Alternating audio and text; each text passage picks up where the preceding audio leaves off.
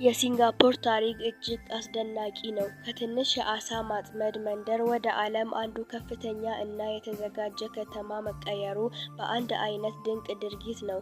እነሆ በአጭር እና በቅድሚያ ታሪኩን እንተርክ። የመጀመሪያ ዘመናት ከ13ኛው ክፍለ ዘመን ጀምሮ ሲንጋፖር በመጀመሪያ ቱማሲክ ወይም ቱማሴክ ተብሎ ይታወቅ ነበር።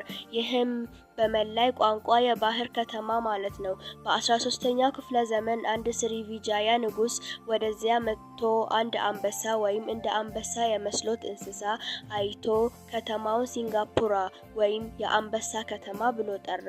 የእንግሊዝ አገዛዝ በ1819 እስከ 1963 በ1819 እንግሊዝ ንጉስ የተወካዩ ሲር ስታንፎርድ ራፍለስ ወደ ደሴቱ መጥቶ እንግሊዝን እንዲገባ ያደረገ ነው። ሲንጋፖር በፍጥነት የንግድ ማዕከል ሆነ። በእንግሊዝ አምባ እንደ ብሪቲሽ ኮሎኒ ተቆጣጠረ።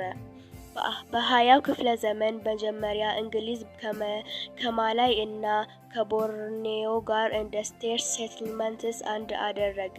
የጃፓን ወረራ 1942 እስከ 1945 በሁለተኛው ዓለም ጦርነት ወቅት ጃፓን ሲንጋፖርን ወረሰች እና ሲኖን-ቱ የምስራቅ ብርሃን ብላ ጠራች።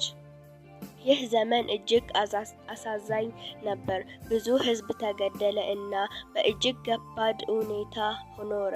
ከእንግሊዝ ነጻነት 1959 እስከ 1965 በ1959 ሲንጋፖር ከእንግሊዝ የተወሰነ መጠን ነጻነት አገኘ እና ሊ ኩዋን ዩ የመጀመሪያ ጠቅላይ ሚኒስትር ሆነ። በ1963 ከማላይዚያ ጋር በመተባበር ፌዴሬሽን ኦፍ ማላይዥያ ውስጥ ገባ፣ ግን በፖለቲካ እና ባህላዊ ግጭቶች ምክንያት በ1965 ተለየ።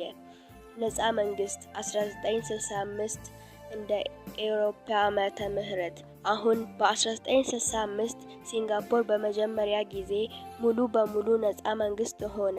የሊ ኩዋን ዩ መንግስት በጠንካራ የመንግስት እና የትኩረት ፖሊሲዎች ሲንጋፖርን ከችግኝ ወደ ብልጽግና አመጣ።